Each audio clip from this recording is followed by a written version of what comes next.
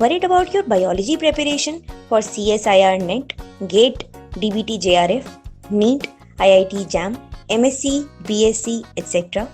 Join the channel for the one-stop solution for the free and complete preparation of all your exams. मैं दीपशिखा गोस्वामी बनाऊंगी आपकी preparation को आसान।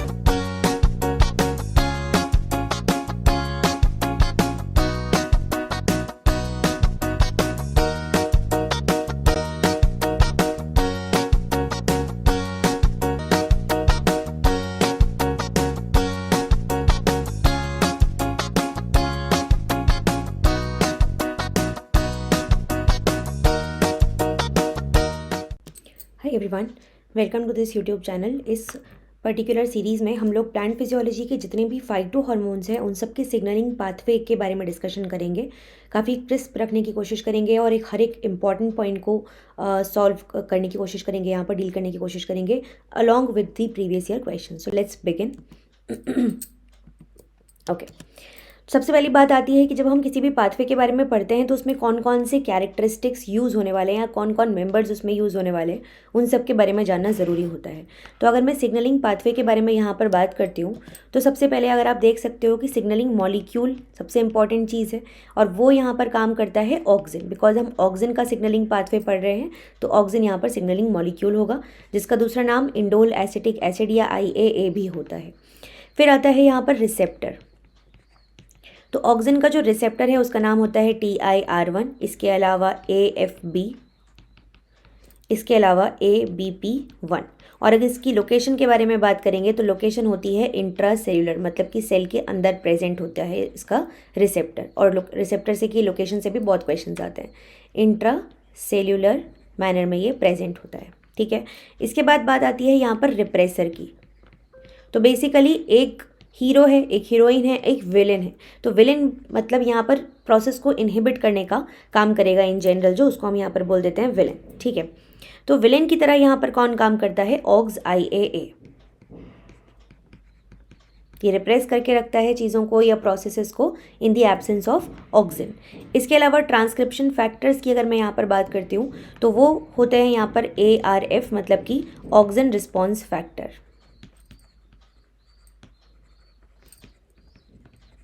ठीक है। देन आफ्टर हम बात करते हैं ऑक्सिन रिस्पॉन्सिव जीन्स की।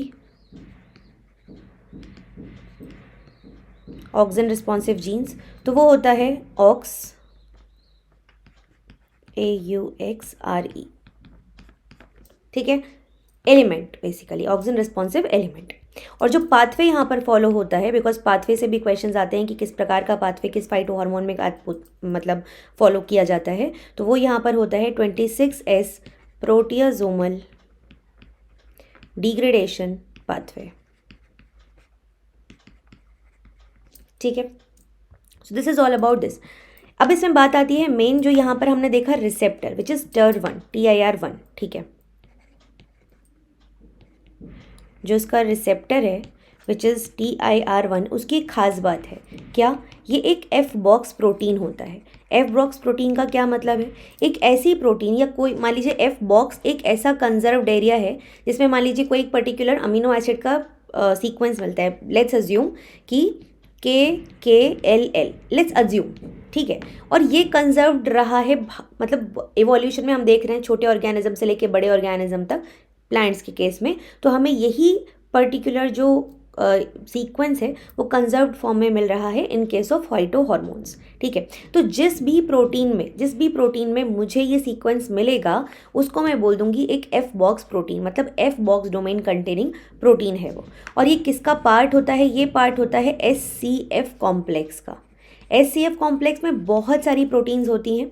कुछ इंपॉर्टेंट नाम होते हैं SKP1, cullin, F box protein, RBX, etcetera etcetera, ठीक है। और जो भी चीज़ यहाँ पर as an F box protein काम कर रही होती है तो हम उसको इस तरीके से सिग्निफाई कर देते हैं, जैसे कि यहाँ पर हम लिख देंगे SCF TIR1, बिकॉज यहाँ पर F बॉक्स प्रोटीन जो है वो TIR1 है, ठीक है। तो अब आप ये इसका काम क्या है? ये जो SCF कॉम्प्लेक्स है, ठीक है, इसका सबसे इंपॉर्टेंट काम होता है यूबिक्विटिनेशन करना और अल्टीमेटली डिग्रेडेशन करवाना। तो अभी मैंने आपको यहाँ पे पीछे बताया कि यहाँ पे जो पाथवे फॉलो होगा वो होगा 26S प्रोटियाजोमल डिग्रेडेशन पाथवे। उसी को यूज़ करते हुए या उसी के बारे में बात करते हुए हम यहाँ पर TER1 के बारे में बात कर रहे हैं और SCF कॉम्प्लेक्स के बारे में बात कर रहे हैं। अब हम चलते हैं सीधे पाथवे की तरफ। यहाँ पर आप लोग देख सकते हैं कि ऑक्सिन का जो रिसेप्टर है उसकी लोकेशन आपको दिखाई गई है, देख सकते हो आप TIR1 which is an F box protein. ठीक है, इस तरीके से यहाँ पर प्रेजेंट होता है मेनली न्यूक्लियस के अंदर, लेकिन हम इंट्रासेल्युलर अगर ऑप्शन आएगा तो वो भी ठीक है।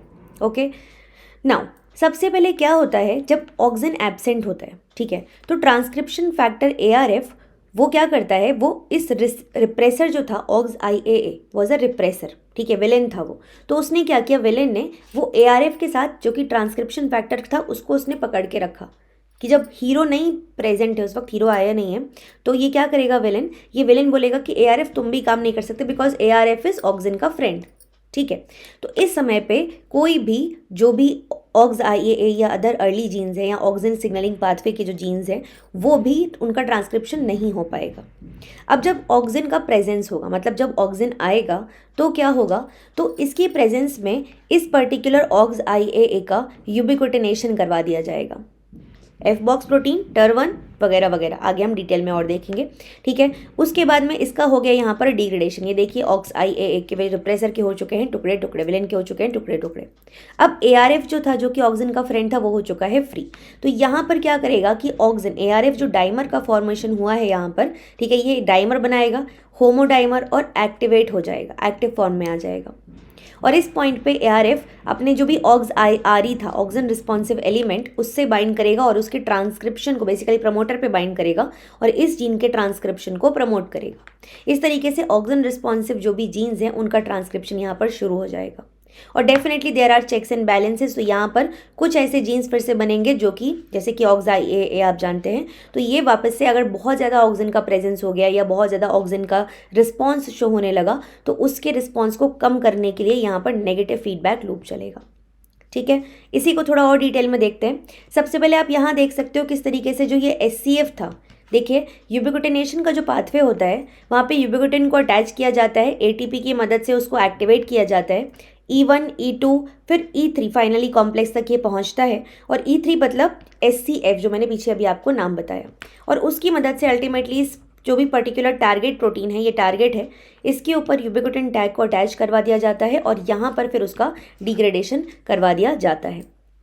यहाँ देख सकते हैं सबसे पहले ऑक्सिन यहाँ पर प्रेजेंट है, इस वक्त न्यूक्लियस के अंदर यह बात हो रही है, ऑक्सिन प्रेजेंट है, ऑक्सिन आके बाइंड किया, तो बेसिकली यहाँ पर क्या है कि ये जो आपका जो रिप्रेसर है, ठीक है, रिप्रेसर के पास में ऑक्सिन बाइंडिंग साइट प्रेजेंट है, ठीक है, partial auxin binding site present है TER1 के पास में, SCF कॉम्प्लेक्स के पास में भी।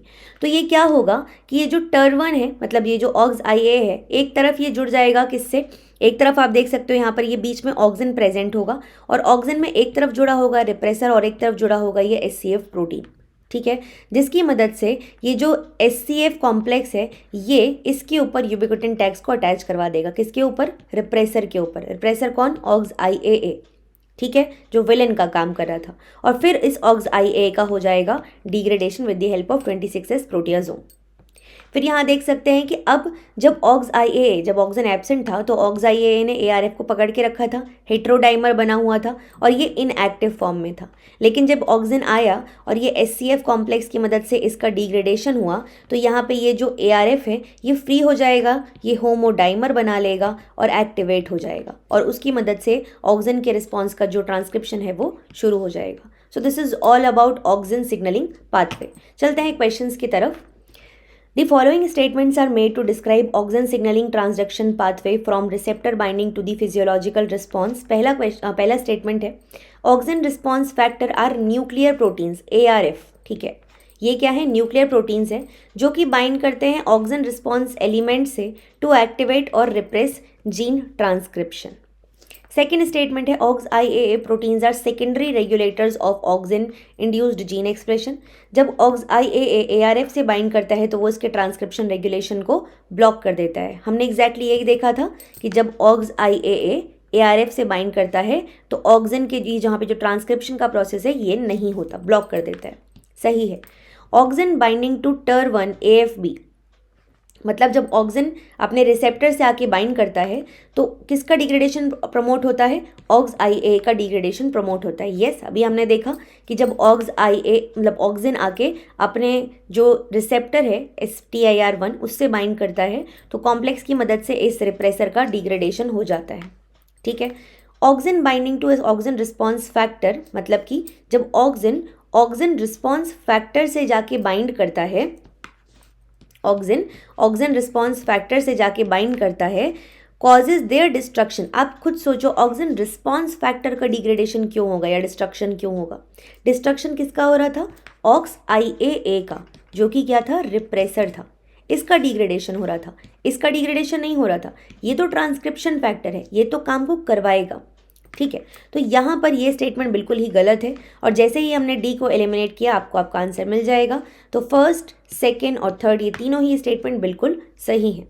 इस तरीके के क्वेश्चंस आपसे पूछे जाते हैं रिलेटेड टू सिग्नलिंग। ठीक है, और भी क्वेश्चंस हैं, अगले पाथवे को जो हम डिस्कस करेंगे हम और भी क्वेश्चंस उसके साथ में डिस्कस करेंगे। Make sure that you have subscribe to the channel, like the video if you like the of course the content, and let me know कि और किस टॉपिक पे आप चाहते हैं कि मैं एक शॉर्ट क्रिस्प वीडियो आपको बनाकर दे दूँ। Take care everyone, will see you in the next video guys, very very soon, bye bye.